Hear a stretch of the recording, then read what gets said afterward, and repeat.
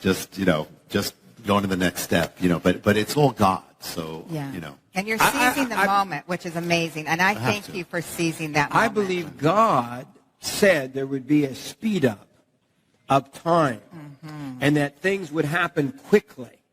And I believe you're right in the middle of it. God has called you to sound the trumpet, to warn America, to warn the world, and yet you're on a fast track. You're in. How many miles do you think you've flown? I don't even. I've lost track of miles. I've lost track of everything. I go to the airport. I don't even know what plane I'm going. I don't have time to look at the plane until they last minute say, "Okay, what airline?" I just go to the thing and then I go to the next place. That's how it is. I don't have time to even think about it. But things are speeding up. I mean, things are speeding up in America. Yes. I mean, what's happening? Yes. Things are speeding up in the world. Yes. It is. We are at a critical moment. So I don't believe I have a choice. I remember once when I left here, Morningside, and I went to they have a little airport where everybody waves as you go. Yes, little Branson Airport. I love that airport. You feel guilty leaving because they're waving. They wave. They're sweet. Yes. I said, Lord, I'm given a heavy thing here. It's one of the first times I was here, and I just opened the Bible, and it's Son of Man, if you don't blow that trumpet, you're accountable. So we have to. We have to. Boy, that's critical. God has called Rabbi to sound that alarm. Yes. To warn the world, the harbinger. 9/11. I knew after 9/11. I knew 9/11 wasn't, as you do, wasn't some ordinary event. We knew that something was being said to America. And God began to unveil it to you almost from the first moment, wasn't it? When I was praying, I was led immediately to that section of Isaiah that speaks of that first strike of warning on the land. And I knew that. I got that. And right after that, David Wilkerson then shared in New York City, said, this is the word from the Lord, and he shares the same chapter and Isaiah 9:10, which would become the whole decoder of the harbingers, without realizing, he didn't realize, the things hadn't happened yet. Then it was after that when I was in New York City at Ground Zero, and the Lord just transfixed my attention to this object and said, you have to seek this out. There is something you have to find here. And when I did, that began the harbinger. It just exploded, this mystery that blew me away first. And then it just kept getting bigger and bigger and bigger. That's how it began. And now we keep seeing new chapters of the harbinger. This is not of me. It has a life of its own, to where I look at it and I get blown away. And when people tell me, and I don't believe it, they're telling me, but this is here. But things that are in the book have come true. Even there's a date in the book where the thing came true on the date afterwards. There's a foreshadow that the president fulfilled afterwards, inscribing those words on the tower, and then finding out that we were actually, the whole harbinger went forth on the very land of the man who owned Ground Zero in ancient time. He had two lands. The other was the land of our building. Your church. Our church, Bethesda Jerusalem Center, is on his homeland, is on the place where he lived. The keeper of Ground Zero, in ancient, who dedicated it all to the Lord. And the before sign America. is the name of the man. The sign of the coming on our street. The street. Ryerson is the name of the keeper of Ground Zero. And then if you go to Ground Zero, you find the other name. They go together. Of that farm that was Ground Zero. I mean, it's the only land in the planet, the two lands that are linked together. It's Ground Zero and where the harbinger went forth. So the harbingers appeared in one of the lands, and the message came forth from the other. We had no idea. I mean, God is, and this is when the harbinger started, and we almost lost our build. We actually did lose our first building. It was like warfare. And the Lord brought us to this land. We had no idea until he revealed it. But he's in every detail. We only find out after. Yeah. You were in dismay, brother, because you were losing your church building. Yes. Your church left the building with nothing. As soon as I started sharing the harbinger, all hell came against the ministry. Yeah. It was like the enemy wanted to stop that message before it became what it became. And so what happened is that the town and the landlord decided they're going to destroy our building. So it came down to the last service. We had no place to go. We had the whole service. We celebrated. We're going out with joy. We led forth, and we went out to nothing. We had nothing. And we locked up the building. The next day, the Lord gave us a new building. The next day, after we lost the first building. So literally, and where he brought us turned out to be this sacred land that was part of the mystery to begin with. The land, the 9/11, the land, the man who owned the 9/11, the very land that they moved to across the river. That replaced Ground Zero. It was the redemption of Ground Zero. And it was, and actually the harbinger, the beginning of the revelation, it came while I was standing on Ground Zero. It finished on his first land. It finished on his second land when it went forth. And then, but on top of it, the place where we left was destroyed, ruins, and they destroyed the building, and they put up a Walmart. And Walmart has a book department. And then one of the few books they have is The Harbinger. So The Harbinger is going forth. And they don't carry that many books. Only the bestsellers. And so The Harbinger was going forth, where the enemy tried to stop, is now going forth as a book in Walmart on the very ground where it's first preached. It's going forth to America. I love it. God always has the last word. Oh. He always And does. I don't even want to get to it yet, but I have, this is the new book. There it is. This is the new Harbinger. This is the new book. It is not on the presses at this moment as we're taping. And pretty amazing. It is secret manuscript. I have read it all, and I cry. The end of this book. My God. Yeah. The end really gets. I'll probably never tell you the end of the book because I don't believe in telling the ends of books. But I want to tell you, and this is the first mock-up. The rabbi has never seen it before until a few minutes ago, until he came on the stage. Literally a few minutes They brought this out. This is not even a real book. This is what we call a dummy. It's like me. But But the cover is. The cover is this the real is the deal. real cover. Yes. The real cover, because it hasn't even gone on the presses. It's just being pressed. It's just getting ready, isn't it? Yeah. This began, like many of them here. What? This book began with you. And now I'm sharing this. This is how it happened. You and Jerry, who works with the products, said to Charisma, the publisher, said, when's the next thing coming from Rabbi John? When's the next book and when's the next thing coming? And I've been led, the sequel to The Harbinger is yet to come. The Lord has led me that I have to wait until the time. It's linked to things happening. But I wasn't going to do anything, And so then Charisma, they said, well, Morningside is saying we really need to have another thing. They're blaming me. Yeah. And so they said, well, you know what? We'd like to do like a book because the Shemitah is coming, the year of the Shemitah is coming, and people want to know all about this thing. So let's do at least a booklet. So we want to do it, but your name and I said, all right, well then I'll have to help you write it, So I'll write, I said, so I'll write it. Don't put my name on it. I'll write a thing, and so that's how it began. But then as I started getting ready for it, all of these other revelations started flooding, which I didn't expect, flooding. And so it ended up not a booklet, it ended up 300 pages, and we reduced it a bit from that. But it was filled, it got so big, the mystery of the Shemitah, it begins with the Harbinger, it's one of the mysteries of the Harbinger, but it is so big that it's not only, determined the crash of Wall Street, the rise and fall, what is coming, but the very world, the rise and fall of nations, everything timed to this mystery from the Bible, exactly down, what has been, what is, and what is coming. And so this just blew me away. And this happened during the busiest time of my life. So I wrote this mostly on planes, on trains, and hotel rooms. That's pretty much, by a miracle. And then, so it became, and I wasn't still going to put my name in. I said, you can have someone, you can do it from an editor or whatever. But the last moment they said, these are your names. So this book became what, it started here, became what nobody planned it to be. Nobody expected this, including me. This was a surprise thing. And it just had a life of its own. There is so much, but truly, and we're the first time we're really talking about this because it didn't technically exist. But the mystery is just so big. It has determined things down to the seconds. To the days, the dates, the seconds.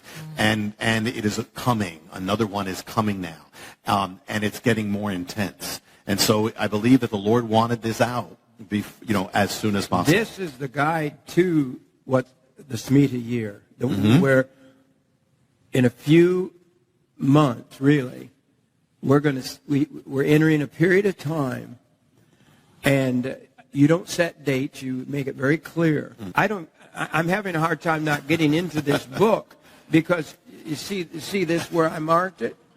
You want to read this because you better know you are so bold in this book. I believe the Lord wants this out because of what is coming. And no, in this fast, he's accelerated. We talk about speeding up. This book is going to the press faster than almost any book I've ever heard. It makes no sense because not only did no one plan this book, really, but I got things in the mail about this book before I finished it. You know, I got a flyer, hey, this book's coming out, and it's not even finished. You said, oh, yeah. It was just last Wednesday that the last changes were made, and it went to the print. So, and now it's going out. But I believe it was the Lord's plan. I actually talked to Hubie, who's the man at the airport, before I said, no, Hubie, should I be doing? He said, yes, this is the Lord. This is preparing for what is. Because I wasn't going to do anything, you know. Yeah. So, this just came. You just had Mark Biltz with you at at the Jerusalem Center. I never know what to call it: church, tabernacle, or temple, place, synagogue. We can call them all those things. Meeting outlet, assembling place. Yeah. And God gave him just a revelation of the blood moons, and he's been on our program many times, and we see that timing. We see the blood moons don't just happen. They happen on date. And it's amazing how many happen on holy days.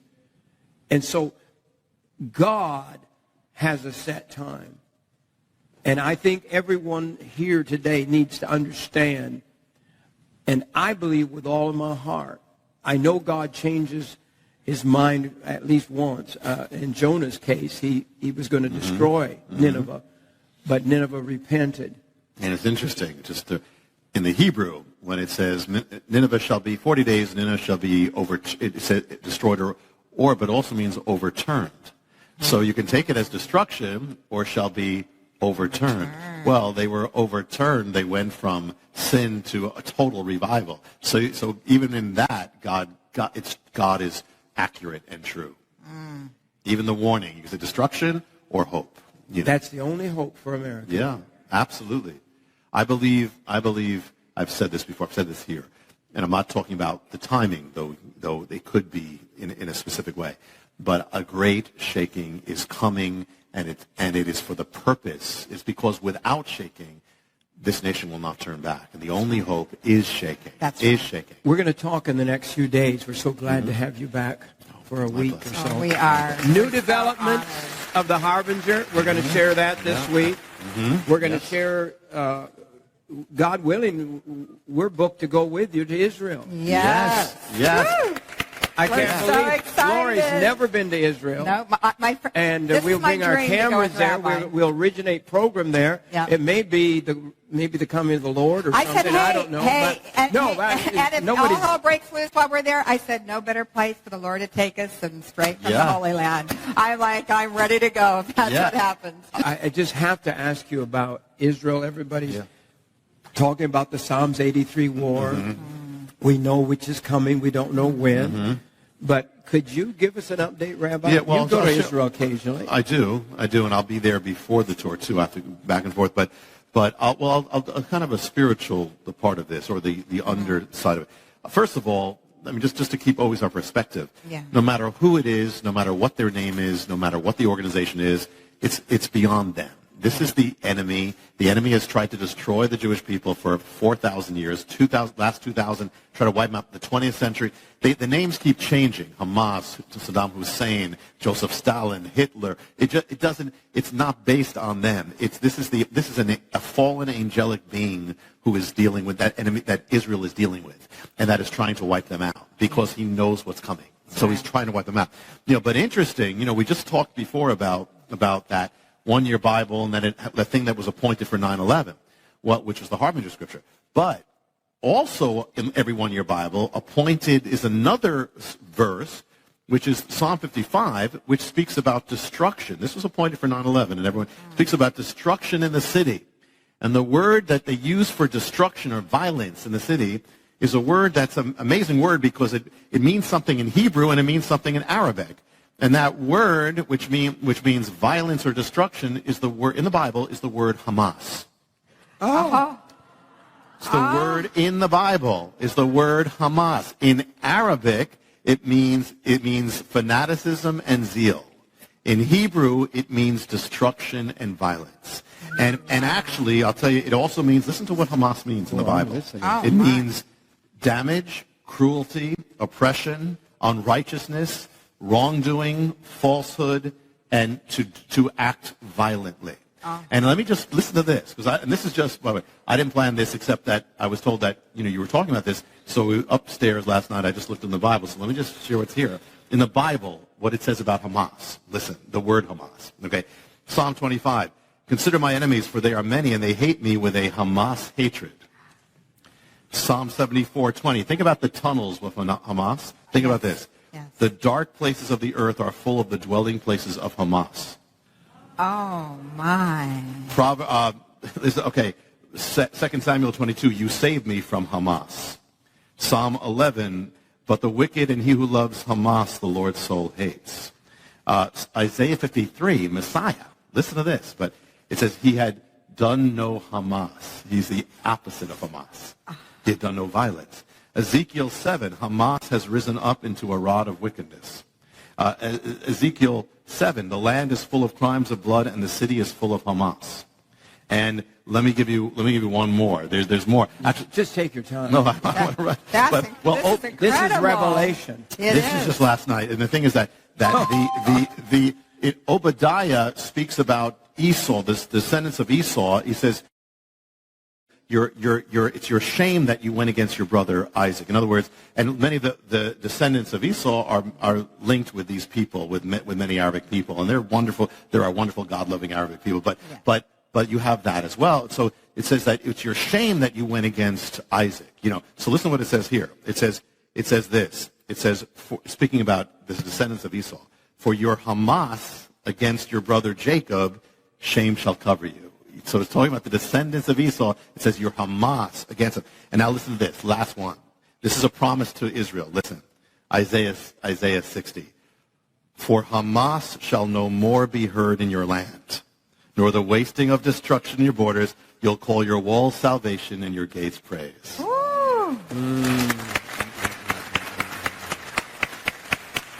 That is powerful. There is the Bible.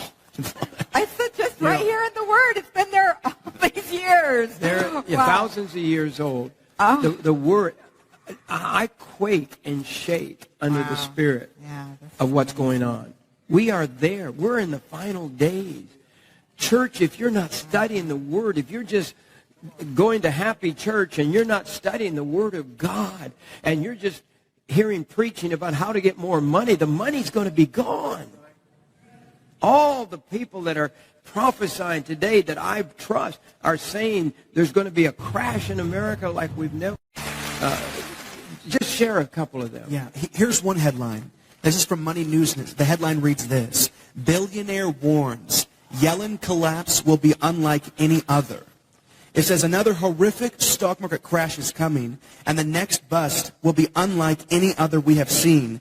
That's the message from Jeremy Grantham, co-founder and chief investment strategist of GMO, a Boston-based firm of $117 billion. What do they mean, Yellen collapse? Well, Yellen is actually the Federal Reserve chairwoman, I guess you could say, and of the Federal Reserve.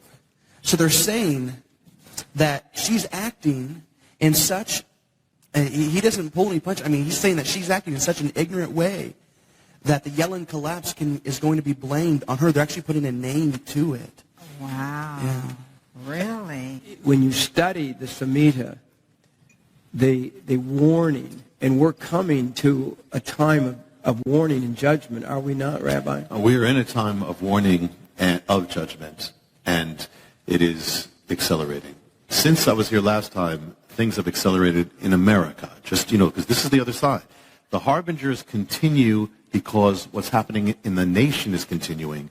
The apostasy from God. I mean, rapid fire where believers can hardly keep up with it and can hardly believe how far it's come in such a short time. Right. Just in the last time since I've been here,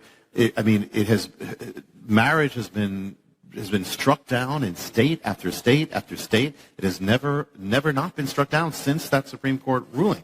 This was a tipping point. I believe, 2012 was a tipping point. It was the first time the president came against the biblical definition of marriage. It was the first time the majority did. And when you reach a tipping point, things accelerate. So things have accelerated since. You have the Supreme Court, you have this, and now, but it's getting to the point where, the Bible says, woe to those who call evil good and good evil. It goes together. So as much every time that evil is called good, there's another step of calling good evil and silencing believers. And ultimately, we are watching the beginnings of persecution in this land, where believers are made to be the villains, or always vilified, and where even the government is trying to force believers doing things like fund abortion, which never happened before, and to partake in what is immoral, or be punished. I mean, there was just a executive order that came out that ultimately the government will say, if you're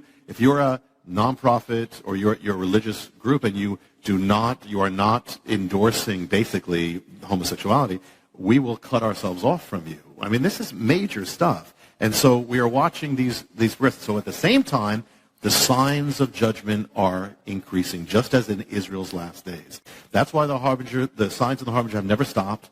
That's why this is coming, and it's a kind of dangerous thing that these things are all converging. Even when you look at what Mark Biltz has said, that the period of the blood moons, it's a year and a half period, but most of that period is the Shemitah. And we're just in the beginning of the period. Yeah. Once we reach September, once we're in September now, this is the entire thing is together. It's all the Shemitah now. It's all happening at the same time, and it's all going to culminate at the peak climax of the Shemitah. So these are dangerous things, because what we're watching, if you look at the last 2001 and 2008, you see it's accelerating. It's happening more exact, more precise. It's happening. So this is a sign that we are heading towards judgment, getting closer. And one of the things, I'm not going to share it now, but one of the things about the latest things about the harbinger is a dramatic sign that we are much closer to that moment. One of the things that's making me very, very upset and very nervous is people are predicting another Jewish Holocaust. I mean, just literally saying we're on the verge of a Holocaust. And in England, in France, they're marching in the streets. Isn't that right, Zach? That's exactly right. And it's really unfortunate. I was reading a recent article where it's almost becoming the new fad, that it's the cool thing to be anti-Israel. Oh. In France, they're marching by the thousands. In England, they're marching. But guess who's marching? Do you know who's marching? Who's in those marches? There are Muslim activists in there. That's right. Yeah. They're not just the run-of-the-mill people of France, the run-of-the-mill people. These are anti-Jewish people. I mean, this pretty much sums it up right here. This article is from the Washington Post, and it says, more clarity in Gaza. Here's the difference between us, explains the Israeli Prime Minister. We're using missile defense to protect our civilians, and they're using their civilians to protect their missiles. And we're so misguided even in our country. The man who is supposed to represent America, the man who's supposed to represent our values, is rewriting history. There is an article right here in front of me, and this is Obama, that says this: Muslims built the very fabric of our nation. Our president is trying to rewrite history. He's trying to guide it. Like Rabbi said, Isaiah 5:20, whenever they're calling good evil and evil good, this wasn't just simply an end-time prophetic scripture verse. What Isaiah was saying was that the worst possible thing that can happen to a society, the thing that's just at the bottom of the barrel, it gets no worse, is whenever a society starts calling the good things of God evil and the evil things good. Yeah. Mm-hmm. We were talking about the Psalms 83 war. John Shorey, he believes that when the other nations join in to fight Israel, that has to be one of the signs of the Psalms 83 war. And the headline here, it says that Iran general, here's what he is saying. He's saying, we will hunt down Israelis house to house. And they can say that without any condemnation from the world. You know, it is amazing. I mean, when you try to understand this, they said, you know, years ago they said it was this reason for anti-Semitism, this reason for so a man named Theodor Herzl said, we're going to come back to Israel, Jewish people, let's go back, and that's going to be the solver, because the reason is because we have no nations. The reason is that's why we're so hated. They go back to Israel, they're going to find peace. Well, they went back to Israel, more hatred. So it is supernatural. It is absolutely. You want evidence. You know, you want evidence. People say, like, what's the evidence of God? Well, one of the evidences of God is the Jewish people, that they exist. God said, you're in this world. Nothing. The stars. As long as there's stars and the sun, you're not going to be destroyed. That's one. So as long as the Jewish people exist, you know God exists. Anyway. Secondly, but the same thing. You want an evidence of the devil, that he's real? Look at the history of Israel. Look at what's been done to them. Look at what happened with Hitler. Look at the satanic thing. What is this force that is trying to wipe them out? It is the reality of the enemy. The Messiah said 2,000 years ago, your shalom is hidden from you, until you find it. But why has the world been trying to wipe them out for 2,000 years? Because the enemy knows what it means when they come to Messiah. His war is over. He's finished. He's defeated. That's why. That's the reason.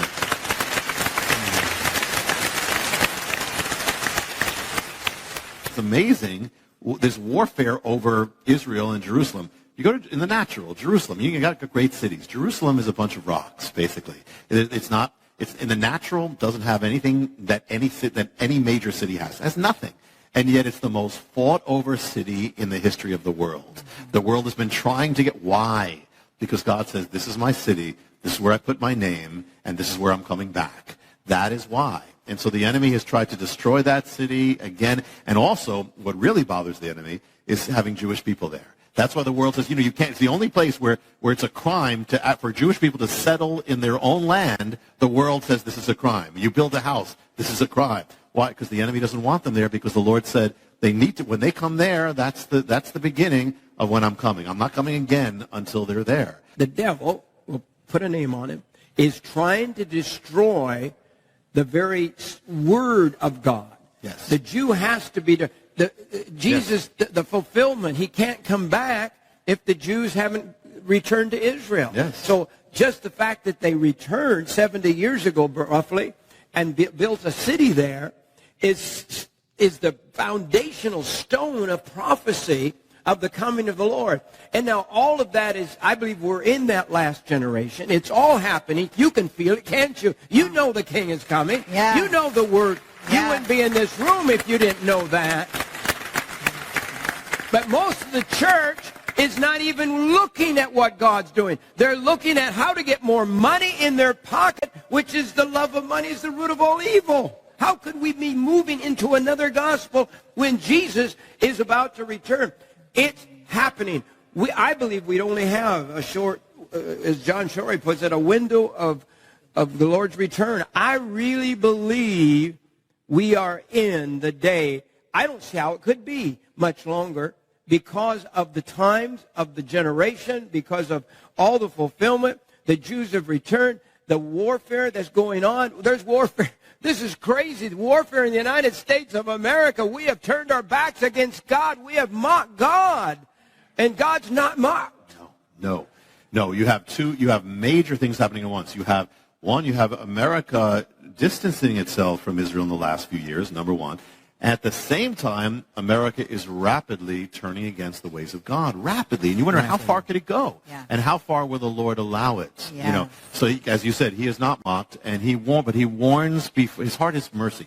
He warns before he judges. He calls for that reason. And even then, he's long-suffering. He holds back. But finally there comes a point where it can't be held back anymore. But he warns his people. And what I found is around the country, I found that most believers, if you ask them, they sense it already.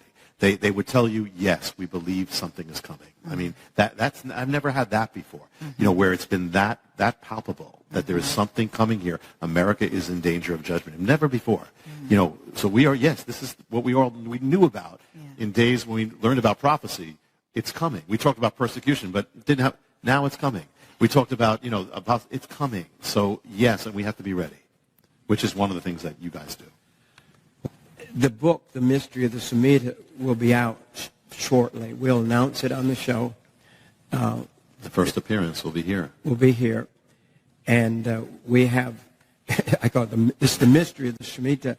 This is the mystery copy I have in my hand, kindergarten level. Would you explain that to us? Yeah, Shemitah speaks of that, the seventh year of the Bible that most people don't know. They know the Sabbath day, but it was a Sabbath year. Every seventh year, it was the Shemitah. The word can mean release. That's how people would know it. Remission or wiping away of debt. But the word also means the collapse, the fall, the shaking, or the overthrowing. So this thing is so filled, it has a whole prophetic realm, this Shemitah, that has not only affected the history of Israel, but has affected the history of America, is affecting will, and literally the nations, the world. This is not only America. This is the world. I mean, it has affected, it has determined world wars, global cataclysms. I cannot tell you just how big this thing is, but it is gigantic. And so this is God's exact timepiece that is linked. It can be blessing or it turns to judgment. And that's what we're dealing with right now.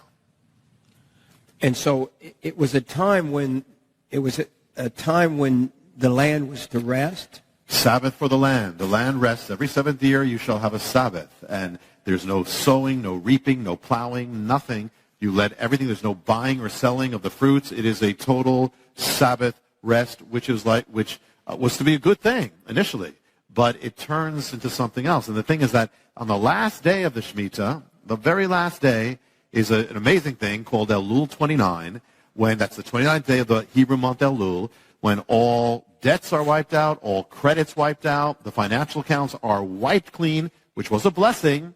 But when Israel turned away from God, this blessing turned into judgment, literally led to the wiping away of Jerusalem in the days of Jeremiah, was all linked to the mystery of the Shemitah. The Shemitah is really, the spiritual meaning is it's really saying that God is sovereign. You don't, you go after money, God is the one who owns the land. God is the one who has given you every blessing you have. God is the one who is king over all things. And so it was a humbling, the Shemitah humbles the pride of man. The Shemitah reminds man or a nation that its blessings all come from God. And if you put God out of the picture, your blessings are going to fall. Oh, boy. Could it be at work right now? I mean, it is at work in right America. Now. Yes, it is. That's the amazing thing. It is at work. It has affected. We're going to see as we get deeper. It's going to be. It has affected. It lies behind not only in the Harbinger. You read about really the most dramatic thing, the last things that happened, which was what happened in 2001 and 2008, which we'll touch on. But it turns out, and I didn't know this when I wrote it. I had an idea, I had a feeling, but I didn't. It's been affecting our lives from the day we were born.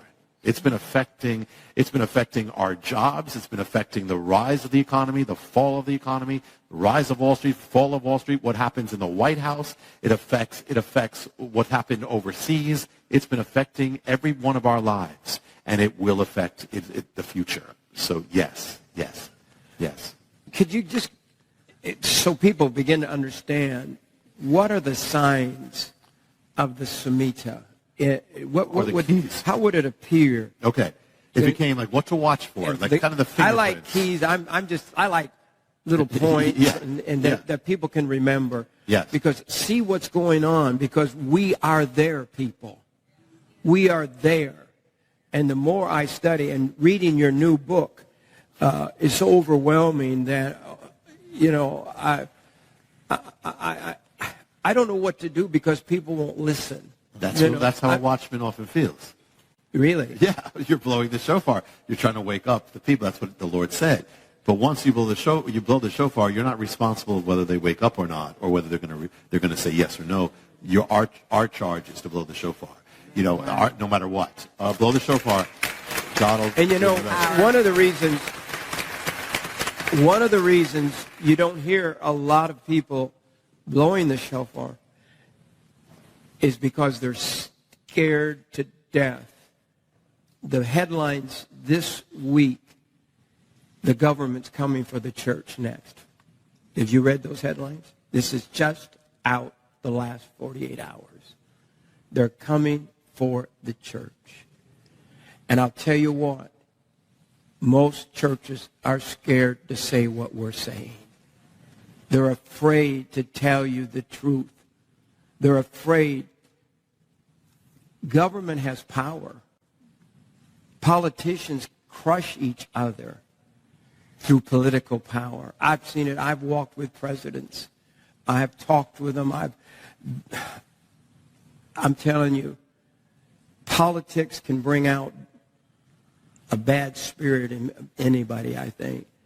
But to keep that power and to win that power. And I'm not anti-anybody.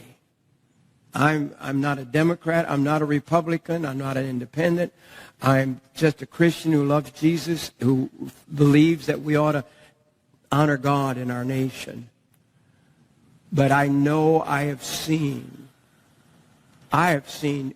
wonderful men of God. I've seen wonderful presidents.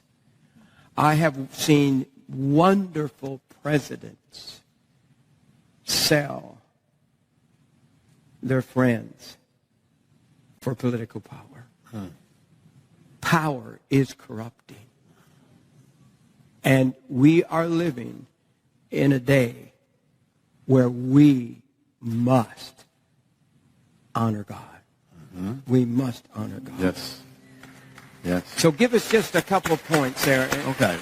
As we leave today, okay. The program today. We're going to open up the mystery this week, and yes. And in it, the key things to look. Imagine we're looking for fingerprints of this Shemitah appearing. Yeah. Well, first thing is it affects the economy. It did in Israel. It caused an economic cessation. So you got recession, looking at depression. Look for that. Secondly, now we've already seen. You've told us about 7 years after 9/11. Are we going to? Yes. I mean, we saw that crash. Then we saw 7 more years. Well, you're going to see that it's even beyond that. Beyond that now. It's beyond that. That's what the other key. The other key is the 7-year cycle. Okay. The other key is that wiping away of financial accounts. You got financial collapse there. Another key is the month of Tishri. Remember that month, yes. Tishri. We'll get into it. Tishri is the holiest month of the Hebrew year. Yes. But it is the month that begins the Shemitah and the month that ends the Shemitah. It's the month that comes right after that moment of wipeout. So it's the month that manifests that wipeout, all the effects of that wipeout financially. So you get those keys. Now, one other thing is remember Elul 29. The month of Elul builds up to Tishri, builds up to that final moment. Now, with that final wipeout always happens when the sun goes down. When the sun sets, all debts are wiped out. So These are some keys. Now, once you have the keys, we're going to see this thing manifest amazingly. I mean, amazingly. We're going to see things really that Nobel laureates in economics don't know because they don't read the Bible. We're going to see things that the heads of Wall Street don't know because most of them don't read the Bible. Yeah. But God wants us to know. Yes, he does. You mentioned the headline a few minutes ago. A billionaire, one of the richest men in the world. Yeah. He is predicting a collapse. And here's what he says is coming, the financial collapse.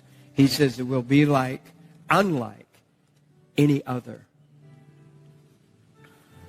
Something big is going to happen. We have the billboards of God called the sun and the moon, declaring in the blood moons on the holy days. It's all shaking to me. It's all startling.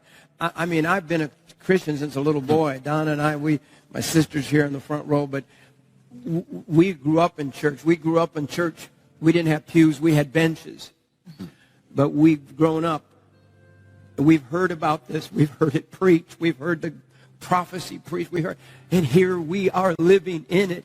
I just shake with it. I mean, the Spirit of God. I was thinking about God last night, and it was like I had a dream of God or a vision or something of God, and that God was excited.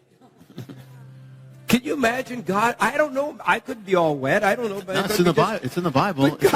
God was excited because everything that he has built towards the sending of his son, all of it, he's about to see the great conclusion of all of mankind, of the Son of God's death, why he came, the Jews returning, the resurrection, the great moment, the greatest, if it was a play on stage of history, is on stage now. Yeah.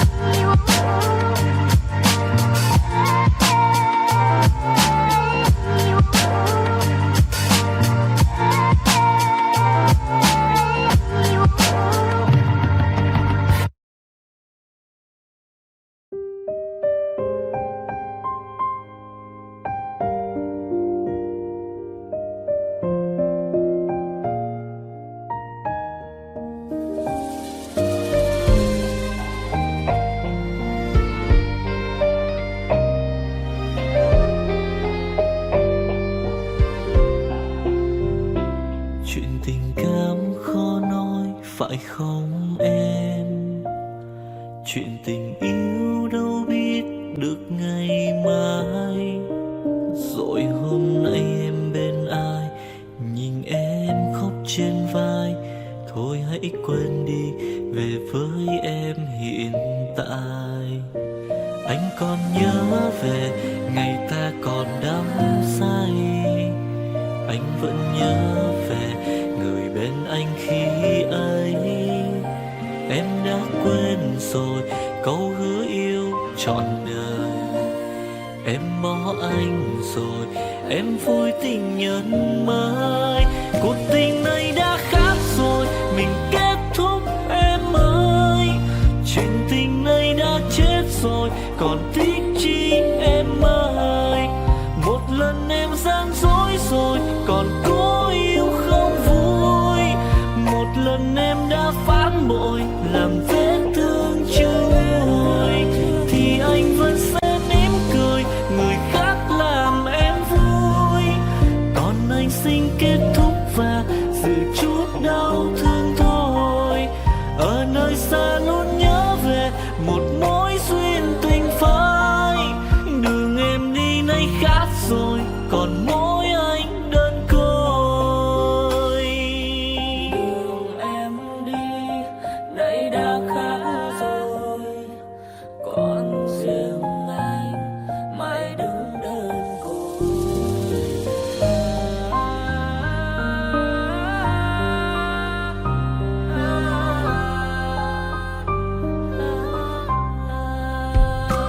Anh còn nhớ về ngày ta còn đắm say. Anh vẫn nhớ về người bên anh khi ấy. Em đã quên rồi câu hứa yêu trọn đời. Em bỏ anh rồi, em vui tình nhân mới. Cuộc tình này đã khác rồi, mình kết thúc em ơi. Chuyện tình này đã chết rồi, còn tiếc chi em ơi. Một lần em gian dối rồi, còn cố yêu không vui.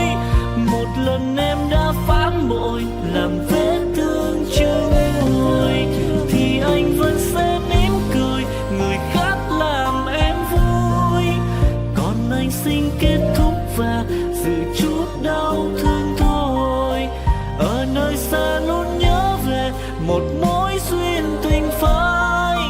Đường em đi nay khác rồi, còn mỗi anh đơn côi. Cuộc tình này đã khác rồi, mình kết thúc em ơi.